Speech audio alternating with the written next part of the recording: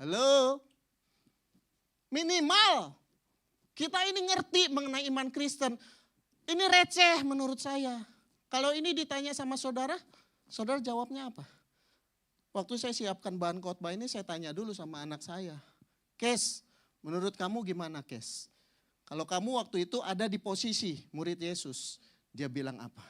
Aku diam aja. Aku diam aja.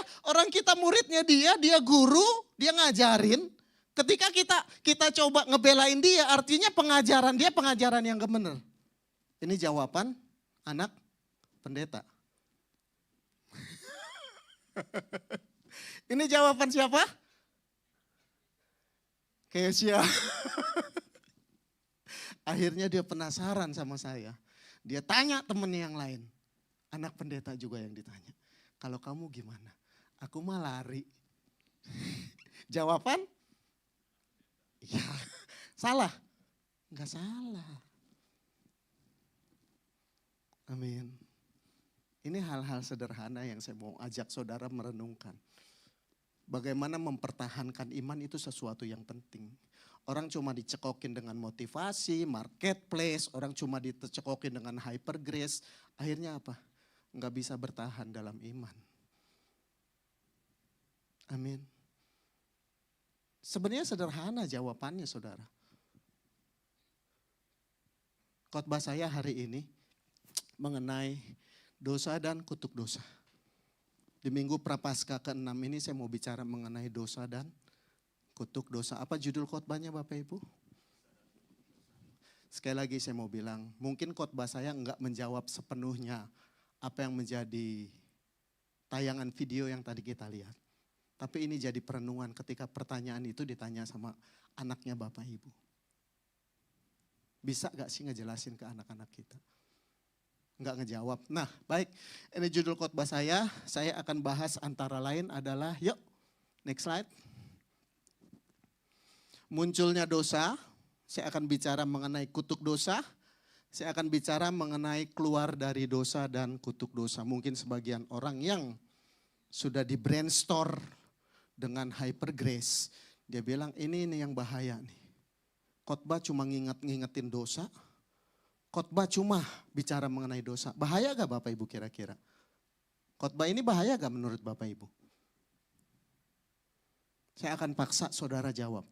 Karena saya tipe pendeta yang suka dialog sama jemaat Tuhan. Menurut saudara bahaya gak khotbah ini? Enggak. Artinya saudara belum di brainstorm dengan hyper grace. Kita mau belajar hari ini. Antara lain adalah munculnya dosa, kutuk dosa, keluar dari dosa dan kutuk dosa. Saya enggak jelaskan spesifik poin per poin. Tapi dari seluruh rangkaian khotbah saya menjawab ini, rangkaian khotbah saya menjawab video yang tadi kita tonton. Yuk kita buka yuk. Baik, siap diberkati Bapak Ibu Saudara? Colek kiri kanan supaya enggak ngantuk. Karena khotbahnya akan ngantuk. Bilang siap-siap diberkati. Kenapa saya bilang khotbahnya akan ngantuk? Karena ini bicara mengenai doktrin. Orang Kristen udah males lagi bicara doktrin. Orang Kristen lebih seneng apa? Dimotivasi. Orang Kristen senengnya apa? Bicara berkat. Makanya saya bilang momen Prapaskah, momen Minggu Adventus sebelum Natal beberapa minggu. Itu mengajar mengenai apa? Iman. Khotbahnya harus khotbah mengenai itu. Amin. Amin. Ya, baik. Kita buka yuk Alkitab kita yuk. Kejadian pasal yang ketiga ayat 14 sampai 17. Kejadian pasal 3 ayat 14 sampai 17. Yuk sama-sama baca yuk. 1, 2, 3. Lalu berfirmanlah Tuhan Allah kepada ular itu. Terus Bapak Ibu baca terus.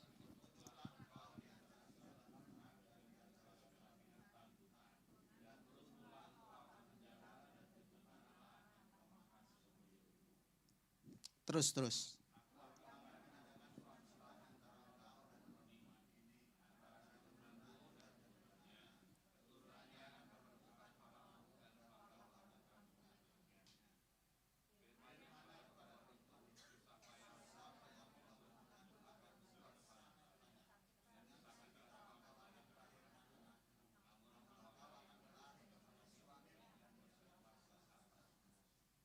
Terakhir, lalu firman-Nya kepada manusia itu, karena engkau mendengarkan perkataan istrimu dan memakan dari buah pohon yang telah kuperintahkan kepadamu, jangan makan daripadanya, maka terkutuklah tanah karena engkau dengan bersusah payah engkau akan mencari rezekimu dari tanah seumur hidupmu.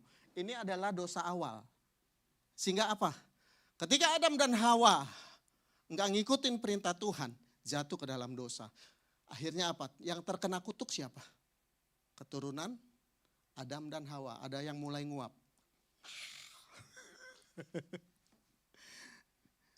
Siap-siap tabok pipi kiri kanannya. Supaya enggak ngantuk. Ya, karena ini penting. Ayat 14 yuk, ulang yuk. Ayat 14 yuk. Lalu berfirmanlah Tuhan Allah kepada ular itu, karena engkau berbuat demikian, terkutuklah engkau di antara segala ternak dan di antara segala binatang hutan. Ini kutuk terhadap ular. Next. Aku akan mengadakan permusuhan antara engkau dan perempuan ini, antara keturunanmu dan keturunannya. Keturunannya akan meremukan kepalamu dan engkau akan meremukan tumitnya. Pernah dengar khotbah saya di tempat ini mengenai proto-evangelium? Udah lama, waktu bulan Desember. Saya singgung mengenai ini. Bahwa Yesus lahir untuk mati. Kalau saudara ingat, ini akan nyambung khotbahnya. Tapi kalau enggak ingat, manggut-manggut. Supaya khotbahnya jalan terus. Enggak ada yang manggut-manggut. Oh iya, terima kasih Pak. Ini proto-evangelium. Yuk next 16. Firman-Nya kepada perempuan itu, susah payahmu waktu mengandung akan kubuat sangat banyak, dengan kesakitan engkau akan melahirkan anakmu, namun engkau akan birahi. Ini kutuk terhadap perempuan. Alkitab bilang engkau akan sakit waktu melahirkan. Ada ibu-ibu yang waktu melahirkan nyanyi halo, halo Bandung. Atau waktu nyanyi ku berbahagia. Ada? Karena enggak ngalami rasa sakit. Ada ibu-ibu? Oh semua di sini enggak ngalami. Artinya sudah lepas dari kutuk. Loh kok ketawa? Hah? Ini akan terus terjadi terhadap apa? Perempuan. Ini yang disebut dengan dosa awal atau kutuk dosa. Selanjutnya, yuk ayat selanjutnya.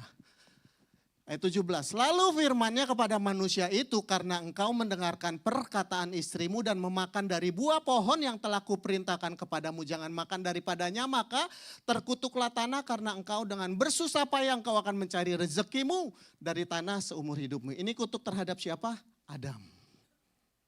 Ini yang dikenal orang kutuk kerja keras, katanya. Engkau akan susah payah mencari rezekimu. Hal yang gak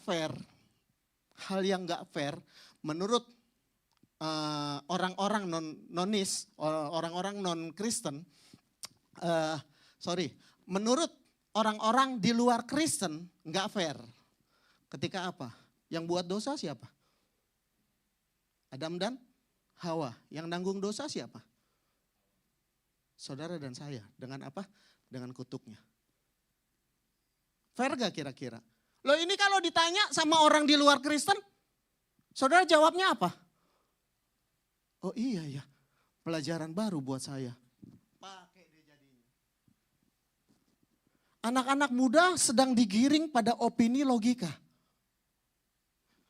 Bertanya ini logik. Yang bikin dosa siapa? Adam, Hawa dan Adam.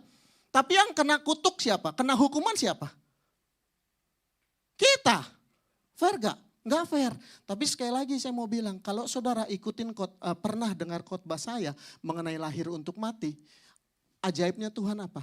Ketika dia menghukum, ketika dia mengenakan kutuk atas keturunan Adam, dia sudah berikan pengampunannya. Ada tesis, ada antitesisnya. Yuk, ayatnya yang ke-15. Nih. Alkitab bilang gini, aku akan mengadakan permusuhan antara engkau dan perempuan ini, keturunanmu dan keturunannya akan meremukan kepalamu dan engkau akan meremukan tumitnya. Injil bukan saja Matius, Markus, Lukas, Yohanes. Yes, itu adalah Injil. Tapi ternyata di dalam perjanjian lama ada ayat-ayat yang menyiratkan mengenai Injil dan itu bisa disebut sebagai Injil. Ini dikenal dengan proto-evangelium. Tuhan hukum, Kita ngalami kutuk tapi dia bilang jangan takut. Keturunan perempuan ini akan meremukan tumit. Dengan tumit. Alkitab bilang gitu. Amin. Amin. Bisa ikuti Bapak Ibu? Masih di sana? Enggak ngantuk? Enggak ya. Saya pengkhotbah yang memang seperti ini. Kalau dulu saudara suka ikutin saya tipe pengkhotbah yang seperti ini. Ngajarin saudara. Untuk apa? Kuat dalam iman. Bukan artinya saya enggak percaya mujizat. Saya percaya mujizat. Saya orang yang alami mujizat. Anak saya ngalamin demam tonik. Pak, tiap kali jalan tiba-tiba bisa tap jatuh. Dikhawatirkan apa ini? Luka dan lain sebagainya, pendarahan. Boleh ngecek dokter, saya cek dokter. Sakitnya apa? Kejang tonik. Kalau saya ngecek ke dokter tujuannya saya tahu sakitnya. Sehingga apa? Yang saya doakan adalah kamu tidak menerima jawaban doa karena apa? Salah berdoa. Yang sakit rambutnya, yang didoakan kupingnya. Tahu maksudnya? Anak saya ngalami kejang tonik. Tiba-tiba bisa jatuh. Saya cek ke dokter. Dokter bilang CT scan, semua. Sebelum melakukan itu, saya cuma ambil minyak. Saya tumpang tangan, saya bilang dalam nama Tuhan Yesus, Jonathan sembuh, sehat, sempurna, diciptakan segambar serupa Allah. Cuma pakai minyak. Saya bawa ke rumah sakit Pondok Indah. Yang nanganin itu profesor yang konon katanya nanganin cucunya RI1, anak-anak menteri ke sana. Di daerah Menteng rumah sakitnya.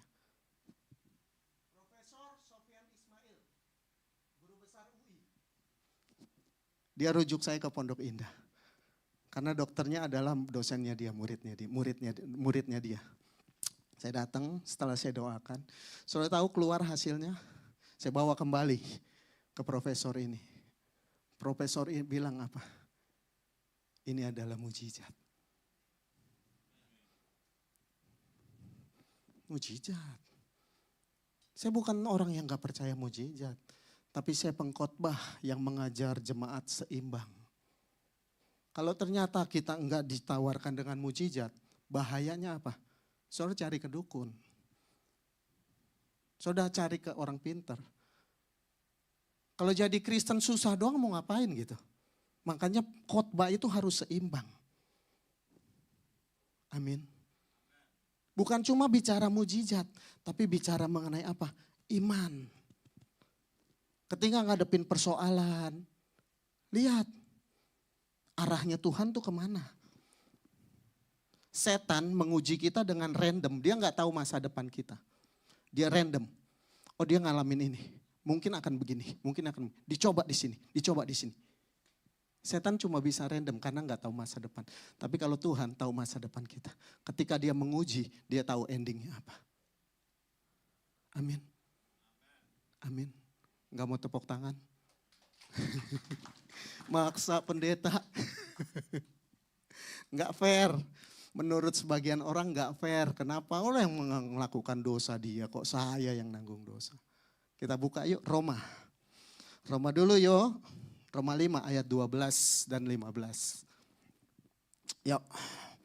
Roma pasal kelima ayat 12, 15. Sama-sama baca 1, 2, 3. Yuk, entar dulu sama-sama yuk Bapak Ibu, 1, 2, 3. Sebab itu sama seperti dosa telah masuk ke dalam dunia oleh satu orang dan oleh dosa itu juga maut. Demikianlah maut itu telah menjalar kepada semua orang karena semua orang telah berbuat dosa, ayat 15. Tetapi karunia Allah tidaklah sama dengan pelanggaran Adam. Sebab jika karena pelanggaran satu orang, semua orang telah jatuh di dalam kuasa maut. Jauh lebih besar lagi kasih karunia Allah dan karunianya yang dilimpahkannya atas semua orang karena satu orang itu yaitu Yesus. Ayat 12, ayat 15 cuma bilang gini. Ketika Adam jatuh dalam dosa, Semua orang ngalami dosa. Yang lebih ajaibnya apa? Firman bilang. Ketika Yesus menebus dosa, semua orang dosanya ditebus. Ayat ini bilang gitu. Lebih besar lagi apa? Apa yang Kristus kerjakan? Lebih besar lagi apa? Kasih karunia yang Tuhan berikan. Ini yang lebih besar. Ini yang lebih besar. Ayat 16, ayat 17 yuk. 1, 2, 3. Dan kasih karunia tidak berimbang dengan dosa satu orang, sebab penghakiman atas satu pelanggaran itu telah mengakibatkan penghukuman. Tetapi penganugerahan karunia atas banyak pelanggaran itu, next ayat 17. Sebab jika oleh dosa satu orang maut telah berkuasa oleh satu orang itu, maka lebih benar lagi mereka terus.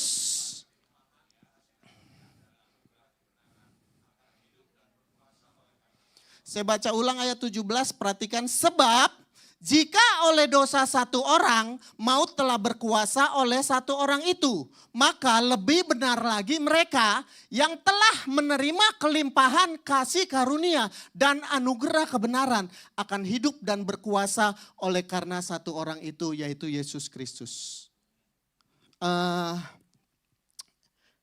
Ini saya cuma jelasin sama jemaat di tempat ini. Sepertinya ini yang saya tangkap dari seluruh kekristenan. Sepertinya Allah merancangkan A sampai Z, harus ada orang-orang yang hadir di dalamnya. Orang yang hadir di dalamnya itu adalah saudara dan saya. Sepertinya drama ini sedang dibuat, dan mau gak mau, setuju gak setuju, kita yang ada di dunia, kita terlibat dalam drama tersebut. Bisa ikuti? Di tempat lain saya gak kasih tahu. Karena saya tahu saudara adalah jemaat yang berkualitas. Seperti Bapak Gembala selalu berdoa minta supaya jemaatnya gak usah banyak tapi berkualitas. Yang penting kualitas. Ketika saudara berkualitas, saudara akan kasih tahu, kesono pengajarannya oke. Kesono gerejanya oke. Amin. Amin. Amin. Nih, tadi bilang gitu. Selesai gak? Yohanes 3 ayat 16. Yohanes 3 ayat 16. Yuk. 1, 2, 3. Karena begitu besar kasih Allah akan dunia ini, sehingga ia telah mengaruniakan anaknya yang tunggal, supaya setiap orang yang percaya kepadanya tidak binasa, melainkan selesai gak? Selesai? Dosanya selesai? Beri tepuk tangan dong kalau sudah selesai. Selesai berarti khotbahnya selesai. Masih ada tanda tanya pasti dalam diri saudara. Karena pengkhotbah ini memang tipe pengkhotbah yang seperti ini. Menjawab. Muncul pertanyaan menjawab, muncul pertanyaan menjawab. Selesai? Belum selesai. Roma 5 ayat 13. Yuk. Ayat 13, sama-sama. 1, 2, 3. Sebab sebelum hukum Taurat ada, telah ada dosa di dunia ini. Tetapi dosa itu tidak diperhitungkan. Bacanya pelan-pelan, supaya kita paham. Pelan-pelan. Sebab sebelum hukum Taurat ada, telah ada dosa di dunia. Tetapi dosa itu tidak diperhitungkan. Pelan-pelan bacanya. Tadi saya bilang, pentingnya satu gereja punya komunitas sel, punya apalah istilahnya, supaya jemaat bisa sharing mengenai firman. Pelan-pelan. Jadi saya mau bilang gini, boleh ada beberapa, 2 orang deh saya mau minta mengilustrasikan atau menggambarkan ini. Ada yang bisa bantu? Oh terima kasih Pak. Yuk Pak bantu saya yuk. Biar kayak khotbah yang di YouTube. Pakai contoh-contoh. Sini Pak di atas lah. Satu di sini, satu di sini. Silakan pilih. Ayat ini bilang, perhatikan. Sebab sebelum hukum Taurat ada, telah ada dosa di dunia. Sebelum hukum Taurat ada, dosa sudah ada. Dosa apa? Mr. Adam. Dosa ada? Adam. Bisa ikuti? Tetapi dosa itu tidak diperhitungkan kalau tidak ada. Ini hukum Taurat. Deketan dikit kayak musuhan. Deketan dikit boleh. Stop. Ini hukum Taurat. Waktu saya hidup di sini saya nggak tahu ini dosa. Tapi ketika saya hidup di sini, saya tahu itu adalah dosa. Dari mana taunya? Amin. Sekarang Bapak joget-joget aja, kayak boli gitu. Nah, Bapak pegang Alkitab, gini-gini. Enggak, joget-joget Pak.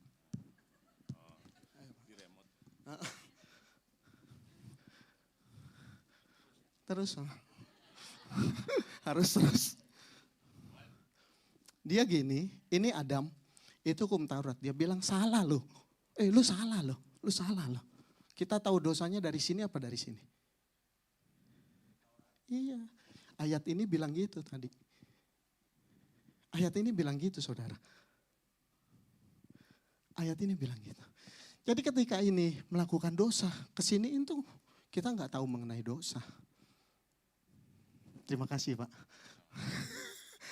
Pak terima kasih Pak. Sorry, saya kerjain senior. Waktu di sini nggak tahu dosa, tapi ketika hukum Taurat muncul, dia bilang, ih gila, ih dosa, ih parah, ih. Saya mau buktikan, ketika di sini nggak tahu dosa.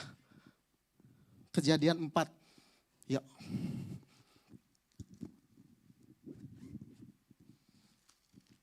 Kejadian pasalnya yang keempat.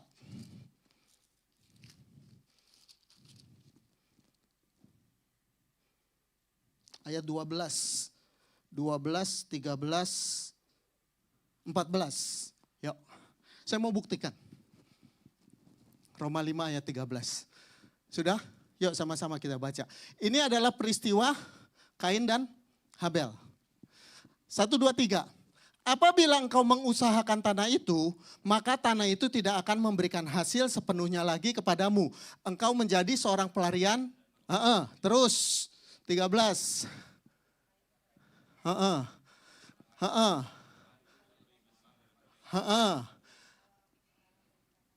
14, engkau menghalau aku sekarang dari tanah ini dan aku akan tersembunyi dari hadapanmu. Seorang pelarian dan pengembara di bumi, maka barang siapa yang akan bertemu aku, tentulah akan membunuh aku. Ini menarik. Menarik saya mau bilang. Ini adalah peristiwa Kain dan Habel. Yang ngebunuh siapa? Kain. Kain membunuh Habel. Kain membunuh Habel. Hukumannya sama. Seperti Tuhan menghukum Adam. Ayat 12 tadi, yuk. Apabila engkau menguasakan tanah itu, maka tanah itu tidak memberikan hasil bla bla bla. Hukumnya yang sama. Hukumannya sama. Terus si Kain bilang, enggak fair Tuhan. Enggak adil Tuhan. Ayat selanjutnya. Katakan kepada Tuhan, hukumanku itu lebih besar daripada yang harus kutanggung. Harusnya jangan gini dong Tuhan. Yang menarik ayat yang ke-14. Engkau menghalau aku sekarang dari tanah ini dan aku akan tersembunyi dari hadapanmu seorang pelarian dan pengembara di bumi. Maka, perhatikan, maka barang siapa yang akan bertemu dengan aku tentulah. Saudara ingat firman yang bilang gigi ganti, mata ganti, itu awalnya dari mana? Hukum Taurat. Hukum Taurat bilang gigi ganti gigi, mata ganti mata. Apakah ini hukum Taurat sudah ada? Belum. Saya mau bilang ini natur manusia. Ketika dia makan buah pengetahuan yang baik dan buruk, naturnya muncul. Kalau ada orang yang jahatin gue balas, gue jahatin. Sampai mati lo gue jahatin. Ini natur manusia. Bila perlu sampai anak cucu lu, akan ngalami susah karena lu jahat sama gue. Makanya Tuhan bilang apa? Kalau engkau berbuat baik sama orang yang baik, engkau sudah terima? Halo? Ini bukan hukum Taurat, ini natur manusia ketika apa dia makan buah pengetahuan yang baik dan yang buruk. Dia bilang apa? Orang yang ketemu saya akan ngebunuh saya. Yang ajaib Tuhan bilang apa? Next, ayat selanjutnya yuk. 15. Firman Tuhan kepadanya sekali-kali no. Tuhan bilang, barang siapa membunuh Kain, dia bilang apa? Akan dibalaskan 7 kali lipat. Kemudian Tuhan menaruh tanda pada Kain. Kain bilang, gue bisa mampus nih ketika gue ketemu orang. Orang sekarang ketika nggak senang sama orang itu, dibikin susah sampai generasi kesekian. Dia balas dendam. Ini natur manusia, belum ada hukum Taurat. Makanya Tuhan bilang, enggak, Kain jangan takut. You belum hidup di dalam hukum Taurat. Ketika ada orang yang jahatin kamu, Tuhan sendiri yang akan balas sampai 7 kali lipat. Makanya Alkitab bilang, pembalasan adalah hak Tuhan. Saudara cukup berdoa, Tuhan yang akan balas. Tuhan akan kasih tahu siapa yang benar, siapa yang... Ini yang Tuhan bilang. Halo? Amin. Belum selesai. Yohanes 3 ayat 16 belum selesai Bapak Ibu Saudara. Yohanes 3 ayat 16 belum selesai. Akhirnya singkat ceritanya 13 menit. Singkat ceritanya berkembang biak manusia sampai akhirnya Adam, Nuh, Abraham, muncul keturunannya Yusuf, Yakub, anaknya Yakub di Mesir sampai kepada Musa, keturunan Israel yang lahir dan dijadiin anaknya raja, anaknya Firaun. Dibawa keluar sama Musa disuruh Tuhan. Dibawa keluar bersungut-sungut. Dia bilang enakan ini, enakan itu, enakan ini, enakan itu. Sampai akhirnya tuh dia minta dipimpin sama raja. Dikasihlah raja. Enggak puas sama raja, dikasihlah hakim. Dikasih hakim, hakim-hakim. Nuntun apa? Nuntun orang Israel. Lu salah, lu salah, lu salah. Ini yang tadi saya bilang, skenarionya sudah menuju ke sana. Sampai akhirnya apa?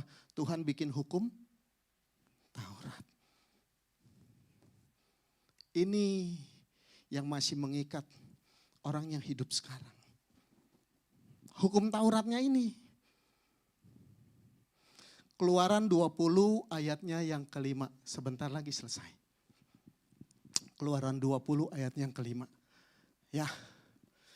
Janganlah sujud menyembah kepadanya atau beribadah kepadanya sebab aku Tuhan Allahmu adalah Allah yang cemburu, yang membalaskan kesalahan bapa kepada anak-anaknya, kepada keturunannya ketiga dan keempat dari orang-orang yang membenci aku. Ini dikenal dengan kutuk penyembahan berhala.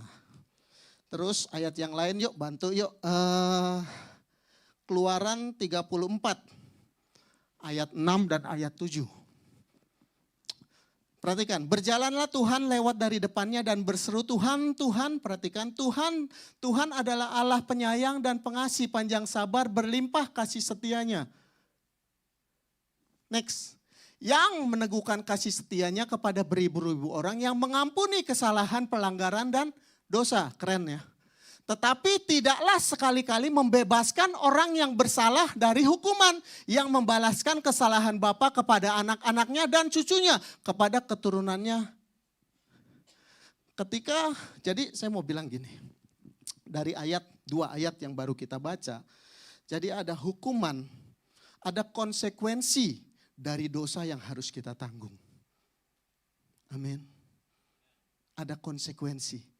Yang pertama adalah konsekuensi atau hukuman langsung. Yang kedua konsekuensi atau hukuman tidak langsung. Saya kasih contoh gini. Nih. Mengenai konsekuensi atau hukuman langsung. Seorang wanita muda yang dihamili sama pacarnya padahal belum menikah. Ketika dia bertobat, Kira-kira batal gak hamilnya? Jarang pendeta mau ngomongin ginian lagi. Halo orang muda, kehamilanmu apakah langsung menjadi normal dan engkau gak hamil? Tidak. Ini konsekuensi langsung. Kamu boleh bertobat, Tuhan, saya bertobat, ini yang terakhir Tuhan. Tapi tetap, ini harus tambur, ini harus terus dibawa. Yang bahaya apa? Orang tuanya bilang, gugurin aja. Dosa akan melahirkan. Lingkarannya akan begitu nih. Lingkarannya akan begini. Ketika engkau menutupi kebohongan dengan kebohongan, engkau sedang menutupi dosa dengan. Ketika engkau menutupi ketidakjujuran dengan ketidakjujuran, dosa yang berkuasa atas hidupmu dan hidupku. Enggak ngantuk saya pastiin saudara dengar khotbah ini. Ada konsekuensi langsung, ada hukuman langsung. Ketika seorang anak muda kegap di apartemen lagi pakai narkoba sama polisi. Terus dia bertobat sama Tuhan. Kira-kira dihukum atau enggak? Konsekuensi. Enggak dihukum. Direhabilitasi kalau uang bapak emaknya banyak. Halo? Amin. Enggak, lu enggak usah masuk penjara, masuk panti rehabilitasi. Store terus. Tapi sekarang udah enggak bisa. Seberapa banyak duit bapak ibu, kalau udah urusannya narkoba habis. Makanya yuk kita wariskan iman sama anak-anak kita. Zaman dulu masih bisa, sekarang udah gak bisa, begitu ketat. Amin. Wariskan apa? Iman sama anak-anak kita, supaya dia gak ngalami. Itu yang tadi saya bilang, konsekuensi langsung atau hukuman yang langsung. Cepat saja, yang kedua adalah hukuman yang tidak langsung. Ini yang berhubungan dengan ayat-ayat yang tadi. Yang Keluaran 3:4, keturunan ketiga, keturunan keempat, dan lain sebagainya. Saya kasih contoh saja langsung. Seorang pedagang di pasar, orang jualan di pasar, mainin timbangan. Belanjanya 1 kilo, dibikinnya 800 gram. Enggak ada di sini. Enggak ada. Di sana sini. Ada gak? Hukuman langsungnya kena. Ketika saya tahu saya belanja sekilo cuma dikasih 800 gram, malas saya belanja lagi. Hukuman tidak langsungnya apa? Hukuman tidak langsungnya, anaknya ada di toko. Dia ngeliatin emak bapaknya. Oh besok-besok gue nerusin ini usaha. Gue harus lakukan itu. Ini yang disebut dengan kutuk. Bisa ikuti. Contoh lain. Seorang pedagang yang menjual barang KW dan dia bilang barang asli. Itu dia lagi ngajarin sama anaknya. Ini secara tidak langsung itu akan turun kepada generasinya. Sebuah perusahaan yang menganggarkan anggaran untuk nyogok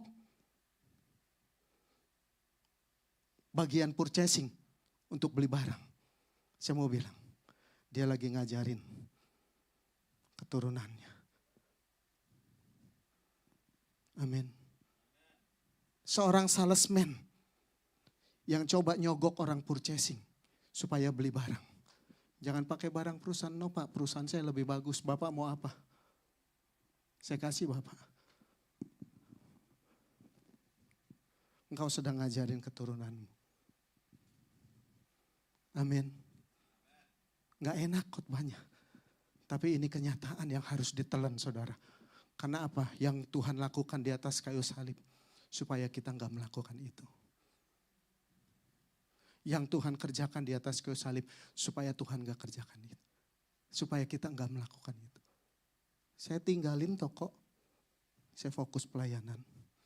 Sambil saya pakai lutut saya untuk berjalan dalam tuntunan Tuhan.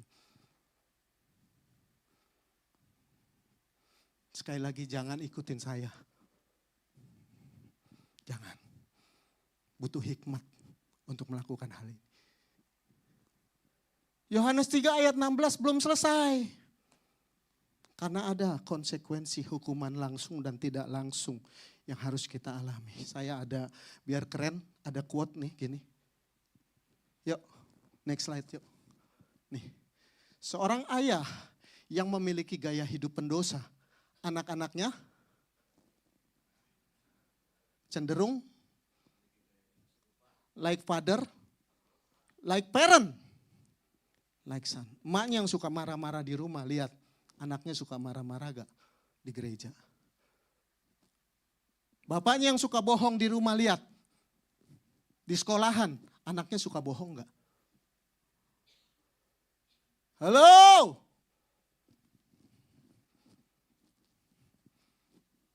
Seorang ayah yang memiliki gaya hidup, seorang orang tua yang memiliki gaya hidup pendosa, anak-anaknya cenderung memiliki gaya hidup serupa.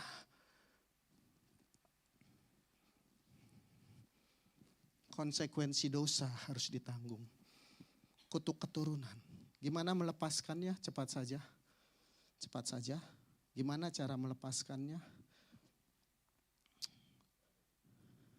Sebenarnya ada beberapa kesaksian yang saya mau saksikan. Cepat saja, gimana cara melepaskan dari kutuk atau kutuk dosa? Harus dilayani konseling pelepasan. NIC California, induk daripada NIC Indonesia, sangat konsen dengan konseling dan pelepasan. Karena apa? Dari beberapa kesaksian Pastor Diki di Amerika, dia bersaksi setelah jemaatnya dilayani dengan konseling pelepasan, akhirnya hidupnya diubahkan, hidupnya dipulihkan, hidupnya diberkati. Cabang Bogor, NIC Bogor, saudara tahu di Bogor sudah ada cabang dari California. Jadi California punya cabang di Indonesia, di Bekasi dan di Bogor. Sudah melakukan hal itu. Karena apa? Ngikutin apa yang dilakukan di California. Terus Pak, kalau saya nggak usah ikut konseling pelepasan, sah-sah aja, boleh aja. Boleh aja. Kita buka yuk. 2 Korintus 5 ayat 17. Ayat terakhir tapi saya akan akhiri dengan kesaksian. Yuk 2 Korintus 5 ayat 17. Belum berakhir. 2 Korintus pasalnya yang kelima ayatnya 17. Barang siapa? Yuk 1, 2, 3. Jadi siapa yang ada di dalam Kristus, ia adalah ciptaan baru, yang lama sudah berlalu, sesungguhnya yang baru sudah datang. Saudara boleh pegang ayat ini. Saya enggak ngalami kutuk keturunan, karena saya ciptaan yang baru. Tapi jangan lupa, iblis bermain di pikiran. Ketika engkau jatuh dalam dosa, iblis akan mengingatkan bapak lu dulu begitu, emak lu dulu begitu.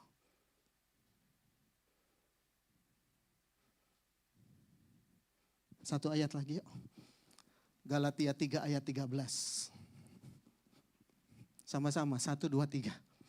Kristus telah menebus kita dari kutuk hukum Taurat dengan jalan menjadi kutuk karena kita. Sebab, terus, saudara nggak perlu ikut konseling pelepasan. Tapi jangan lupa, peperangan kita bukan melawan darah daging. Tapi apa? Penguasa, penghulu di udara. Dia bisa mendakwa saudara. Dia bisa mendakwa saudara. Dia bisa mendakwa saudara. Ada beberapa kesaksian jemaat yang saya layani. Nggak usah jauh-jauh, bukan jemaat. Ada saudara saya, orangnya udah meninggal, jadi saya ceritain aja. Karena sudah meninggal. Dulu waktu saya masih kecil, saya orang kaya ini. Punya dulu tahun berapa itu, tahun saya kecil tahun 80-an. Mobilnya Willys, hardtop. Ya lumayan lah menurut saya. Satu ketika saya nginep di rumahnya. Bapak ini lagi ngegambar. bikin duit palsu. Waktu saya kelas berapa ya, 3 apa 4 SD gitu. Nilai 5.000 besar, dia lagi gambar. Saya lihat, Om bikin apa Om? Udah tidur aja. Akhirnya apa? Maaf tidak menghakimi, sampai sekarang 3 anaknya berantakan. Keluar masuk rumah sakit, pakai narkoba. Karena apa? Difasilitasi dengan yang tidak halal. Ketika engkau kasih makan anakmu dengan yang tidak halal, yang tanggung siapa? Keturunanmu. Saya punya family istri saya. Bandar Togel, Tosing Togel, tahu? Bandar. Ngasih makan anaknya dari sini. 3 anaknya gak beres, sudah kawin pun gak beres. Pilihan di tangan Bapak Ibu nih, habis dengar khotbah ini. Saya mau bilang Kristus lakukan. Tadi Galatia, menanggung kutuk dan dia sudah menjadi kutuk. Saya punya teman, dari 8 teman dekat saya. 8 teman dekat saya. Saya punya saudara tiri, saya punya mami tiri. 8 dari teman dekat saya yang mengalami hidup yang sama kayak saya. Punya mama tiri. 3 orang hidupnya kawin cerai seumur saya. Ini kesaksian mengakhiri khotbah. Biar kita bisa renungkan ini.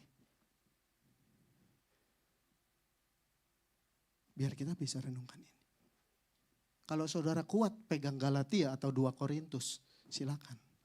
Tapi kalau saudara enggak kuat, minta dilayani konseling pelepasan. Supaya ketika iblis mendakwa, saudara akan bilang, saya sudah dilayani konseling pelepasan. Saya pegang firman Tuhan, ini dasar firmannya. Kuat gak? Kuat. Jadi saya mau ingatkan, jangan kasih makan anakmu dengan yang tidak halal. Jangan kasih makan anak kita dengan yang tidak halal. Kitab Amsal bilang apa? Lebih baik penghasilan sedikit atau pas-pasan. Itu yang Alkitab bilang. Ketika tidak halal masuk, kita akan lihat. Enggak lama, hukuman itu terjadi. Diberkati, belajar banyak hari ini. Satu hal saya mau bilang, pandang kepada salib Kristus. Jumat Agung kita ada ibadah, Minggu ada Paskah, saya undang saudara datang. Supaya saudara dapat sesuatu. Amin, pandang kepada Kristus. Kita mau koreksi pagi hari ini. Yuk lipat Alkitab kita. Waktu saya siapkan bahan khotbah, keren juga. Tuhan juga ingetin saya satu lagu. Lagu yang lagi viral sih. Tapi setelah saya pelajari bait demi baitnya, itu kena banget sama khotbah hari ini. Ku kagumi caramu mencintaiku. Ku kagumi cara Tuhan mencintai kita. Kau hadir di setiap proses hidupku. Di mana? Di titik terendah ketika sedang hancur-hancurnya hidupmu. Ayat apa lagu ini bilang? Di titik terendahku kau ada pengampunan.